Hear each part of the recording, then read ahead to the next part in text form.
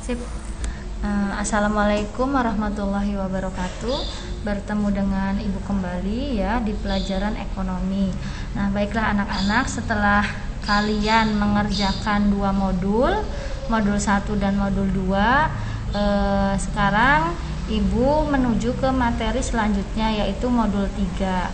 Di modul 3 ini ada beberapa dari kalian yang menanyakan kepada Ibu tentang tugas di modul ketiga ini ya. Sebetulnya tugasnya ada di dalam modul. Kalau kalian tidak membuka modul, otomatis tidak tahu tugasnya apa ya.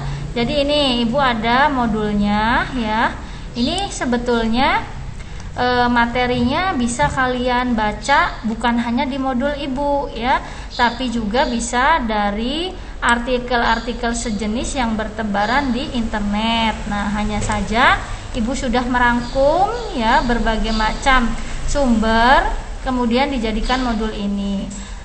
Di sini sebetulnya sudah ada apa itu circular flow diagram atau kegiatan arus barang ya di berbagai sektor. Nah, ada 3, maaf ya. Ada yang 2 sektor, ada yang 3 sektor, ada 4 sektor. Sebetulnya sudah ada semua penjelasannya di dalam modul ya. Nih Ibu, yang ada di depan kalian ini contoh yang 2 sektor. Kenapa dinamakan 2 sektor? Karena hanya ada rumah tangga konsumen dan rumah tangga produsen saja, ada 2 ya. Kemudian ada 3 sektor. 3 sektor ini ada rumah tangga konsumen, rumah tangga produsen, kemudian ada pemerintah ya. Di sini modern ya, sorry. Nah, ini sudah ada pemerintah. Ini sudah ada 3.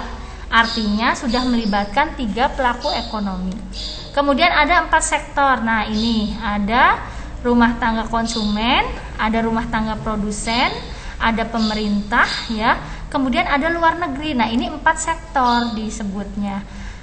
Kemudian kalian bertanya, Bu, jadi tugasnya apa? Nah, tugasnya ini ada di halaman terakhir sebetulnya ya, dalam modul. Apa itu tugasnya? Nah, ini Ibu punya artikel ya tentang bantuan Rp600.000 untuk karyawan peserta BPJS Ketenagakerjaan.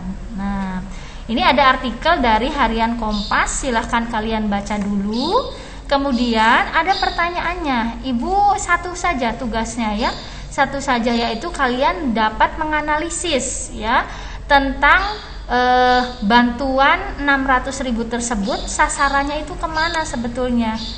Kalau kalian belum membaca modul ya, tentu saja tidak bisa menjawab. Silahkan dibaca dulu ya. Tapi nanti ada Ibu jelaskan sedikit tentang pelaku ekonomi setelah video ini ya. Silakan kalian pilih. Kalau kalian menghubungkannya dengan 2 sektor ya, itu nanti skornya 80. Jadi ini dipilih salah satu saja. Kalau kalian 3 sektor, berarti nanti nilainya 90. Kalau kalian menghubungkannya ke dalam 4 sektor, nanti skornya 100. Nanti dikerjakannya di kertas folio bergaris ya. Kemudian nanti hasilnya difoto ya. Nanti hasilnya difoto. Kemudian untuk diupload kemana? Ke alamat yang tertera dalam Google Team ya. Silahkan di situ. Hanya 1 kali pengiriman. Jadi tidak bisa diulang untuk pengirimannya. Jadi silahkan kamu kerjakan dulu. Waktunya masih lama, masih 2 minggu lagi. Oke anak-anak, kalau kalian ingin mengetahui apa itu pelaku ekonomi ya, baiklah Ibu akan menjelaskan sedikit walaupun ada di dalam modul ya, tidak apa-apa. Oke, ini ada pelaku kegiatan ekonomi judulnya, atau materi selanjutnya ya adalah pelaku kegiatan ekonomi. Jadi pelaku materi kita ini nanti mencakup pengertian pelaku ekonomi ya, atau pengertian pelaku kegiatan ekonomi. Kemudian ada macam-macam pelaku kegiatan ekonomi. Kemudian ada pelaku kegiatan ekonomi ya. Nah, pengertiannya dahulu, apa itu pelaku ekonomi? Pelaku ekonomi adalah pihak-pihak yang melakukan kegiatan ekonomi untuk memecahkan masalah ekonomi, ya. Jadi semua pihak yang melakukan kegiatan ekonomi. Siapa saja pihaknya? Itu ada 3, ada rumah tangga konsumen, rumah tangga produsen, ya, rumah tangga pemerintah, atau kalau kita berbicara 4 sektor ditambah dengan rumah tangga luar negeri, ya, atau masyarakat luar negeri. Kegiatan ekonomi itu apa, Bu? Nah, kegiatan ekonomi itu ada 3. Ada konsumsi, yaitu menghabiskan nilai suatu barang. Ada produksi, yaitu memproduksi suatu barang. Kemudian ada distribusi atau menyalurkan barang ke orang atau masyarakat. Nah, ini ya, sekali lagi, kalau pelaku ekonomi adalah pihak-pihak yang melakukan kegiatan ekonomi, ya. Apa itu kegiatan ekonomi? Kegiatan ekonominya ada 3. Ada konsumsi, ada produksi, dan ada distribusi. Kemudian, nah ini ada pelaku ekonomi. Kalau kita berbicara pelaku ekonomi, ya, berarti semua yang terlibat dalam kegiatan ekonomi. Siapa saja? Yang pertama nih, ada rumah tangga konsumen. Rumah tangga konsumen itu orang yang menghabiskan nilai suatu barang, atau orang yang membeli barang, atau orang yang mengkonsumsi barang, itu disebutnya rumah tangga konsumen. Kemudian ada rumah tangga produsen, atau orang yang memproduksi barang, atau perusahaan yang memproduksi barang, itu disebutnya rumah tangga produsen, atau kita singkat RTP. Kemudian ada rumah tangga pemerintah, ya, atau rumah tangga pemerintah, atau rumah RTN, rumah tangga negara, ya, disebutnya bisa. Siapa di sini? Yaitu pemerintah, karena kita tinggal di suatu negara, otomatis ada pemerintah, ya. Jadi rumah tangga negara atau pemerintah juga termasuk ke dalam pelaku ekonomi. Kemudian ada masyarakat luar negeri. Masyarakat luar negeri ini siapa? Nah, masyarakat luar negeri ini adalah masyarakat di luar Indonesia, ya. Karena kita dalam berkegiatan ekonomi bukan hanya ada di Indonesia, tapi kita juga melakukan kegiatan ekspor dan impor. Makanya masyarakat luar negeri itu termasuk ke dalam pelaku ekonomi, ya. Kemudian pelaku ekonomi itu ada rumah tangga, ya. Nah, rumah tangga ini nih, rumah tangga konsumen disebutnya rumah tangga. Kemudian perusahaan, siapa ini? Rumah tangga produsen, nanti disebutnya perusahaan. Kemudian pertama dulu, ya, kita bahas tentang RTK atau rumah tangga konsumen. Rumah tangga konsumen ini adalah kelompok masyarakat yang melakukan kegiatan konsumsi terhadap barang atau jasa untuk memenuhi kebutuhan hidup dirinya sendiri atau keluarga, ya.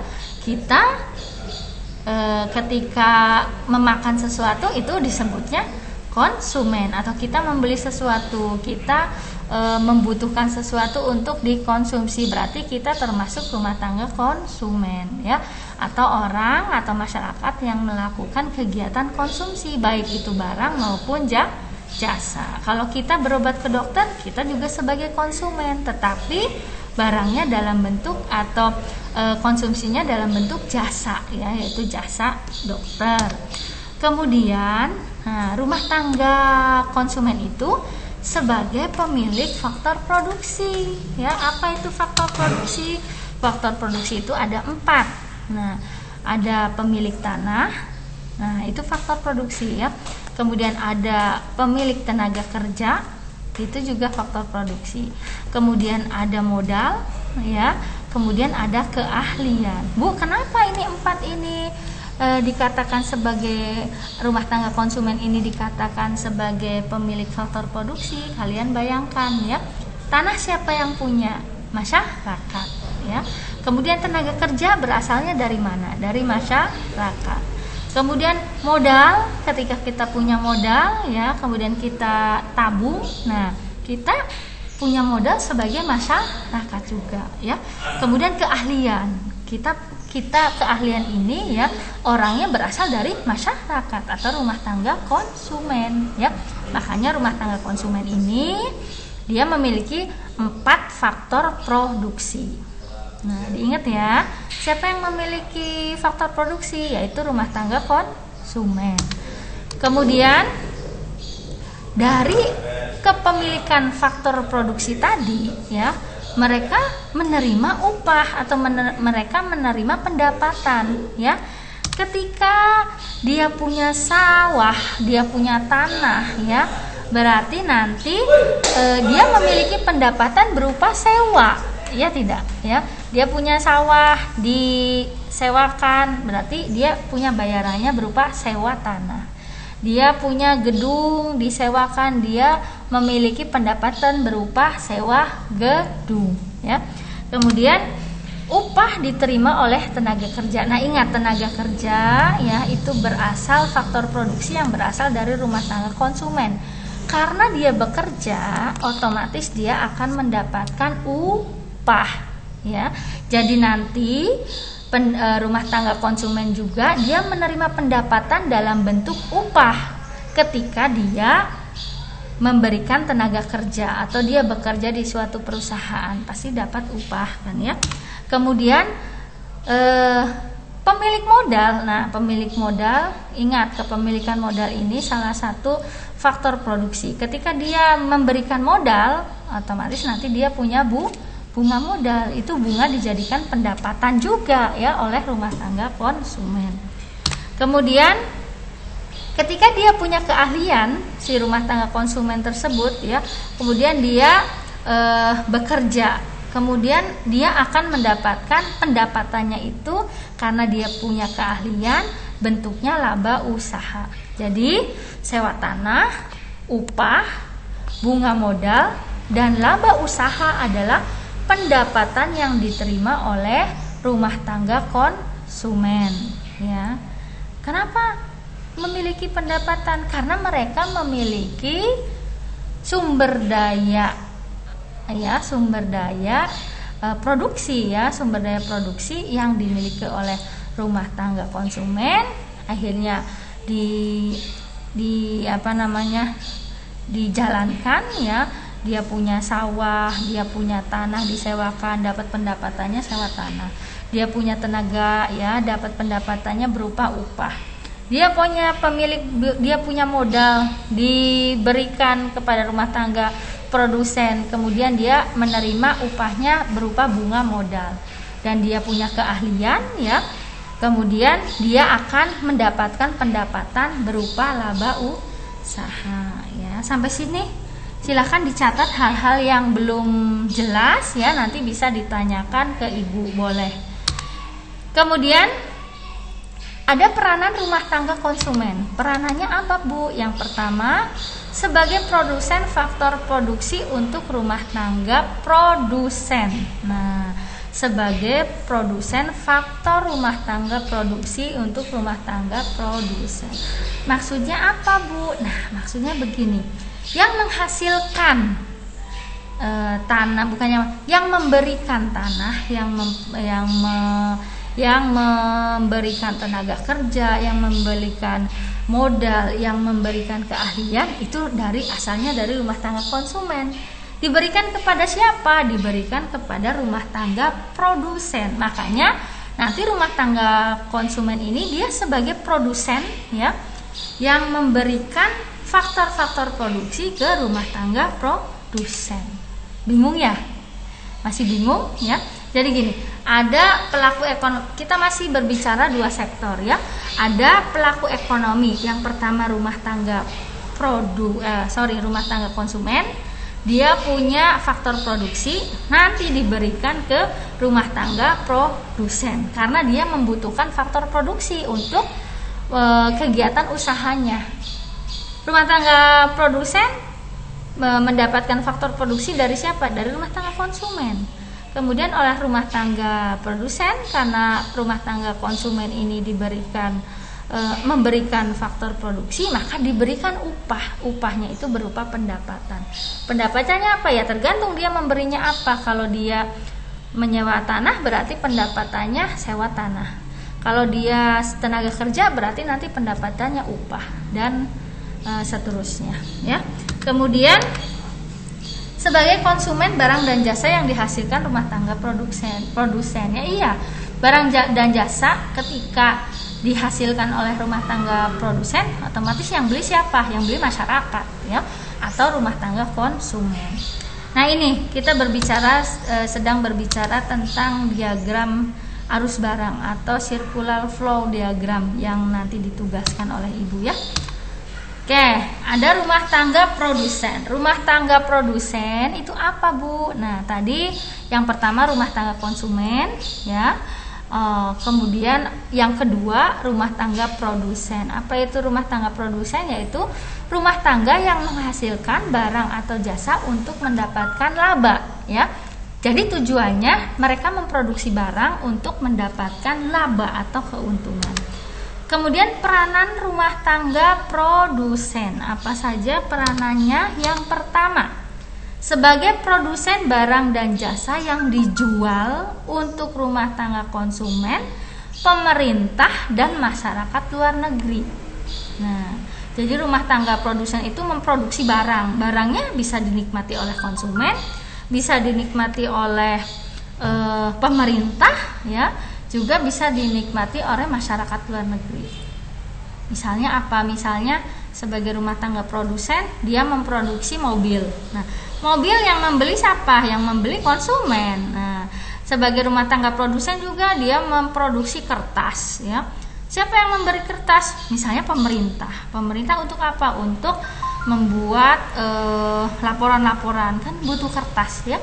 Kemudian masyarakat luar negeri, rumah tangga produsen misalnya memproduksi APD. Nah, APD yang diproduksi oleh orang Indonesia dibeli oleh masyarakat luar negeri. Nah, kita juga sama menyediakan barang yang akan diekspor ya ke luar negeri. Nah, itu juga peranan dari rumah tangga produsen, yaitu memproduksi ya. Memproduksi barang dan jasa yang akan dijualnya ke siapa? Ketiga orang ini, ke konsumen, pemerintah luar negeri, dan pemerintah dan masyarakat luar negeri ya. Kemudian sebagai konsumen, faktor produksi dari rumah tangga konsumen yang tadi tuh ya, karena rumah tangga konsumsi itu punya 4 faktor produksi. Nah, dinikmati ya, dibutuhkan 4 faktor produksi tadi oleh rumah tangga produsen. Makanya dia sebagai konsumen dari faktor produksi yang dibutuhkan oleh produsen tadi. Siapa yang memilikinya? Tadi kan rumah tangga konsumen. Apa saja kan tadi? Modal ya, ada tanah ya, kemudian ada keahlian, ada tenaga kerja. Nah, itu faktor-faktor produksi yang dibutuhkan oleh rumah tangga produsen ya. Kemudian sebagai distributor, kegiatannya menyalurkan barang untuk konsumen. Nah, ya, rumah tangga produsen juga dia sebagai distributor barang. Ketika dia sudah memproduksi, dia akan menyalurkan ya. Kemudian selanjutnya sebagai agen pembangunan, kegiatannya meningkatkan produksi melalui penelitian dan pengembangan. Jadi rumah tangga produsen juga dia berperan sebagai agen pembangunan ya. Jadi pembangunan apapun kan membutuhkan barang dan jasa ya. Kalau barang dan jasa siapa yang memproduksi? Pasti rumah tangga produsen. Kalau yang menikmati pasti rumah tangga konsumen ya. Kemudian nah ini yang kalau kita berbicara 2 sektor, berarti kita hanya berbicara tentang rumah tangga konsumen dan rumah tangga produsen saja ya. Kalau sudah berbicara tentang rumah tangga negara, RTN, rumah tangga negara, kita sudah berbicara 3 sektor ya. Peranannya apa? Peranan pemerintah atau rumah tangga negara atau RTN, yaitu mengatur kegiatan ekonomi. Yaitu apa misalnya? Membuat peraturan dan undang-undang. Nah, misalnya gini, di Indonesia tidak boleh menjual barang-barang yang misalnya di Indonesia tidak boleh menjual hewan yang dilindungi. Nah, itu juga dia yang membuat siapa? Rumah tangga negara. Misalnya ada pembatasan produksi beras ya, beras produksinya dibatasi. Kenapa? Supaya harganya tidak jatuh. Nah, itu juga yang membuat siapa? Rumah tangga negara ya. Misalnya tidak ada harga minimal pasar atau harga maksimal pasar. Kenapa? Harga maksimal pasar itu akan menguntungkan konsumen. Jadi tidak boleh harganya melambung tinggi. Siapa yang mengatur? Negara ya. Kemudian tidak boleh menjual barang-barang dari pasar gelap. Nah, siapa yang mengatur? Negara. Kenapa tidak boleh dari pasar gelap? Karena tidak dapat pajak, nanti pemerintahnya ya rugi, nanti pemerintah dirugikan. Kemudian mengontrol, mengawasi jumlah uang yang beredar. Ini juga pemerintah ya yang mengatur. Kenapa jumlah uang yang beredar harus diawasi? Karena kalau terlalu banyak nanti akan menimbulkan inflasi ya. Kalau inflasinya terlalu besar maka berdampak pada pertumbuhan ekonomi ya. Kemudian penguasa, kegiatannya menjaga ketertiban masyarakat. Misalnya tidak boleh ada yang menimbun. Nah, menimbun gas 3 kilo. Nah, itu menjaga tertib ya. Artinya apa? Artinya ketika ada kelangkaan gas 3 kilo kan nanti harganya melambung. Kalau harganya melambung, yang rugi konsumen juga. Artinya rumah tangga negara akan turun di sini ya. Kemudian rumah tangga negara juga sebagai konsumen ya. Kenapa? Karena dia juga butuh barang dan jasa ya. Dari siapa? Dari faktor produksi.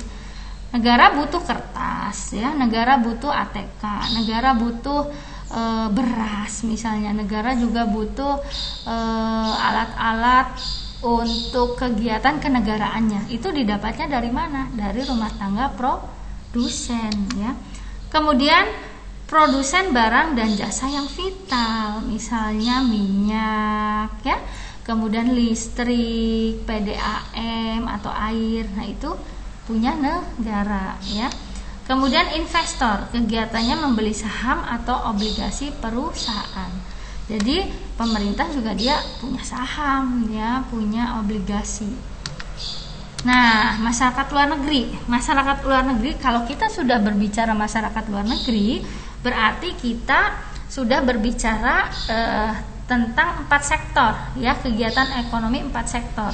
Yaitu diantaranya dimasukkan masyarakat luar negeri. Siapa itu masyarakat luar negeri? Adalah pelaku ekonomi yang tinggal di luar negeri tetapi melakukan kerjasama di bidang ekonomi dengan masyarakat dalam negeri ya. Misalnya kita ekspor rotan, itu juga kita sudah melibatkan masyarakat luar negeri ya. Atau kita mengimpor beras, kita mengimpor garam, itu juga kita sudah melibatkan masyarakat luar negeri. Ada perannya ya. Perannya yang pertama sebagai konsumen, yaitu kegiatannya mengkonsumsi barang dan jasa dari masyarakat dalam negeri melalui kegiatan impor dari Indonesia sehingga Indonesia mendapatkan devisa ya. Jadi kegiatan konsumsi barang dan jasa dari masyarakat dalam negeri melalui kegiatan impor dari Indonesia sehingga Indonesia mendapatkan devisa. Maksudnya kalau dari sisi Indonesia berarti kita melakukan ekspor. Kalau dari sisi luar negeri dia mendatangkan barang berarti disebutnya impor. Ya, kalau ekspor itu dari dalam keluar, kalau impor dari luar ke dalam loh. Diingat ya.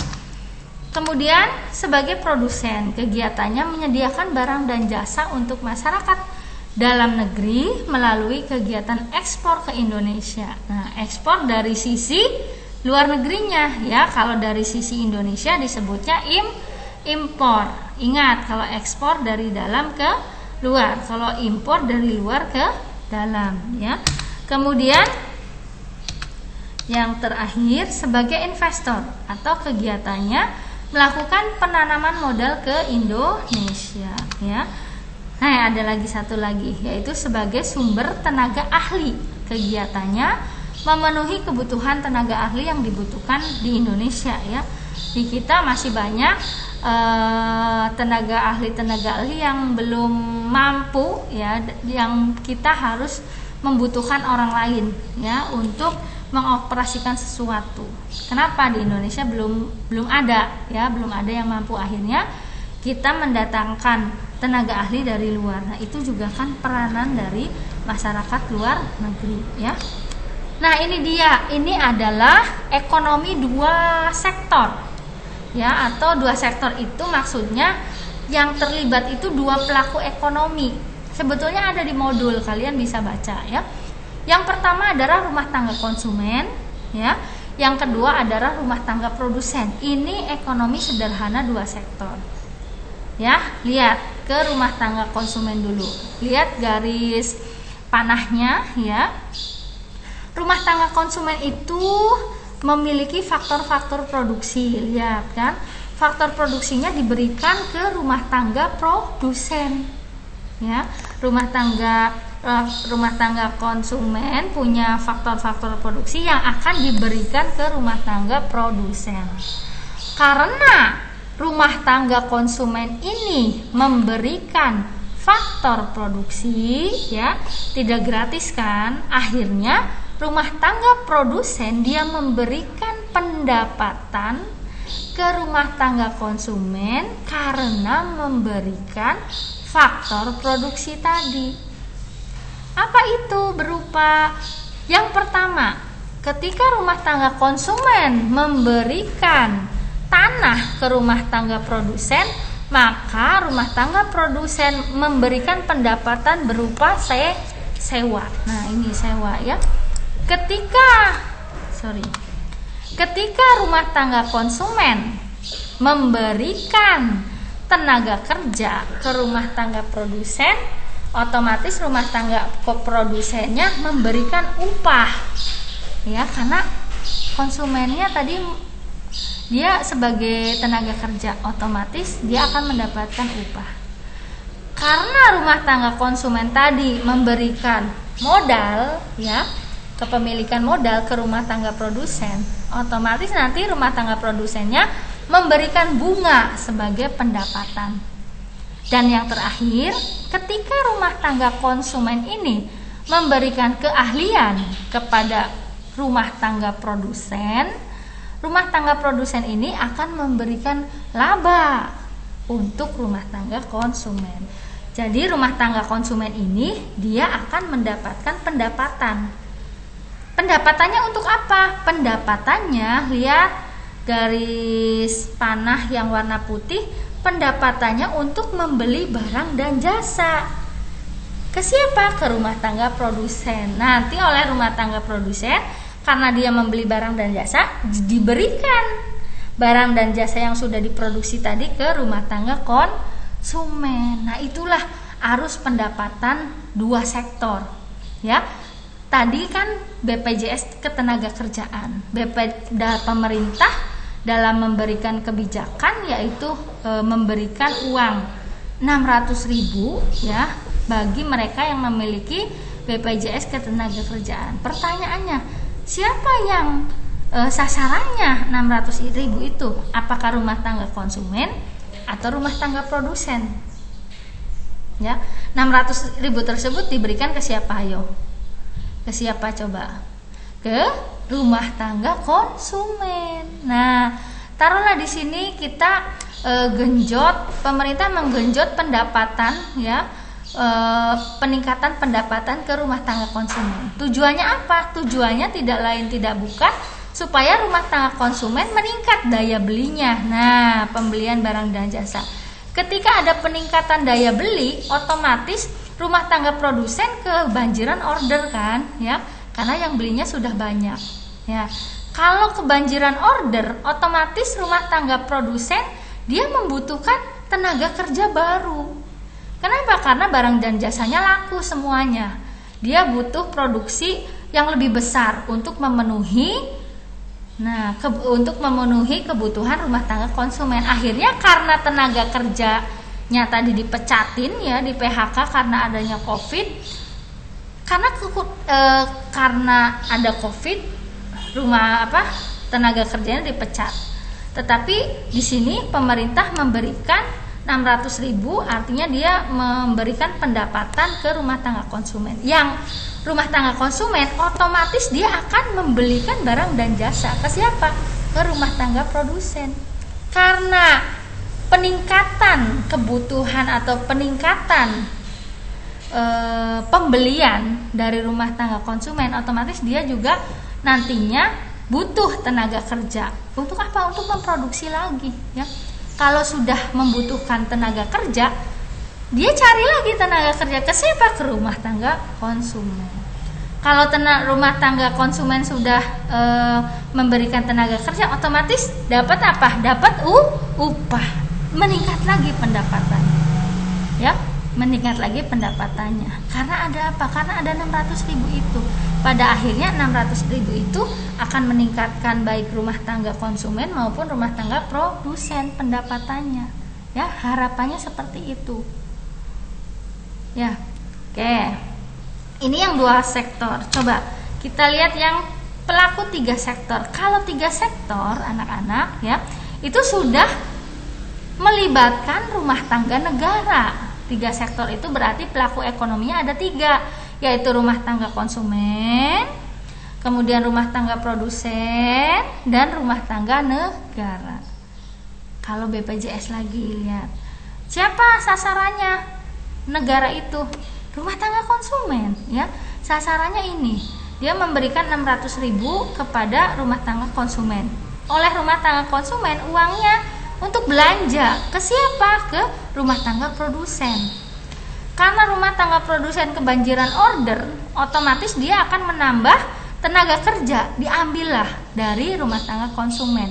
Karena rumah tangga konsumen memberikan tenaga kerja, diberikanlah upah, ya, oleh rumah tangga produsen. Karena upah diberi, otomatis pendapatan rumah tangga konsumen meningkat.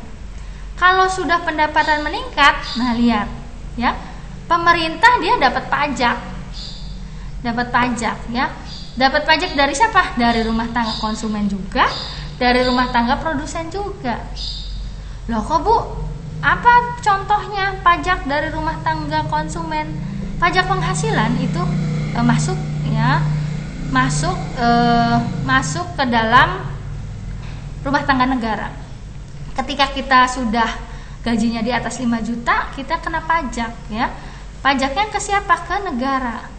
Atau rumah tangga produsen, dia menghasilkan barang, ya, misalnya kamu makan di McD, ya, kamu makan di Dunkin Donat, mau di KFC, itu lihat struk di bawahnya itu ada PPN, PPH, ya, itu adalah pajak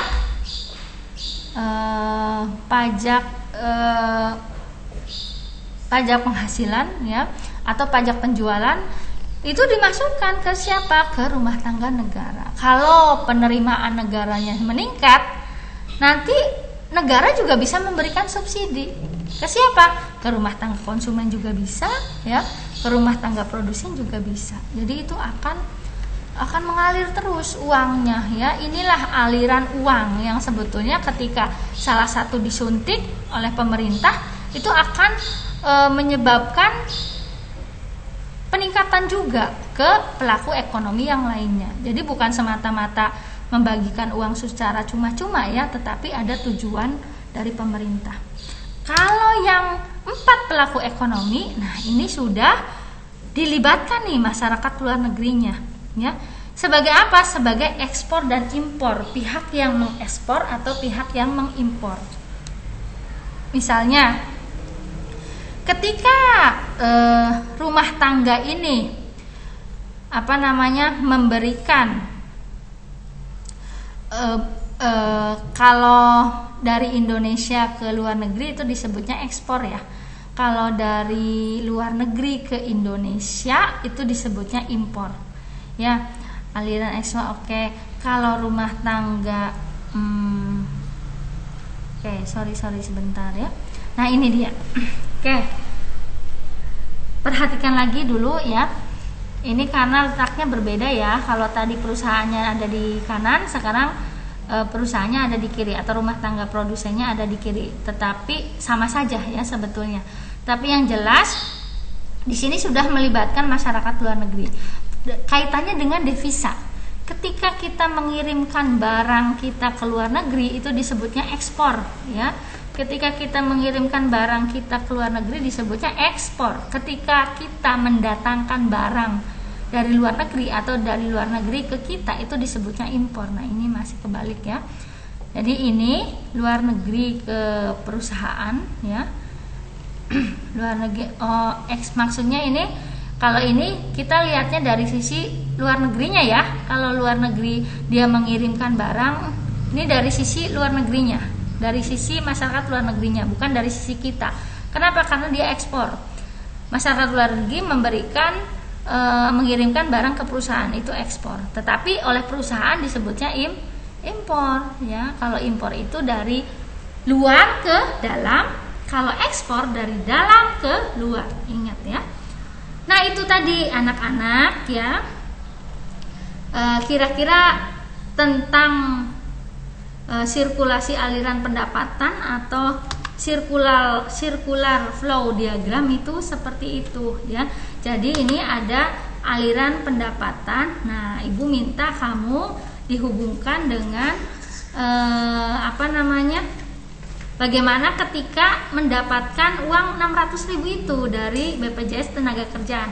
Mana yang akan berpengaruh? Kalau kamu menganalisisnya dari dua sektor ya berarti yang berpengaruh rumah tangga konsumen dan rumah tangga produsen. Kalau dari 3 sektor berarti ada dilibatkan rumah tangga negara. Kalau dari 4 sektor berarti dilibatkan masyarakat luar negeri. Silahkan hal-hal yang belum jelas ya boleh ditanyakan ke Ibu melalui inbox atau japri ke Ibu, tidak apa-apa. Nanti insya Allah Ibu akan jawab ya. Mudah-mudahan penjelasan Ibu cukup mewakili pertanyaan-pertanyaan yang tadi muncul di tim ya, di tim ekonomi. Kurang lebihnya Ibu mohon maaf. Assalamualaikum warahmatullahi wabarakatuh. Jaga terus kesehatan, patuhi protokol kesehatannya, kemudian cuci tangan, pakai masker ya. Sampai ketemu di lain waktu. Assalamualaikum.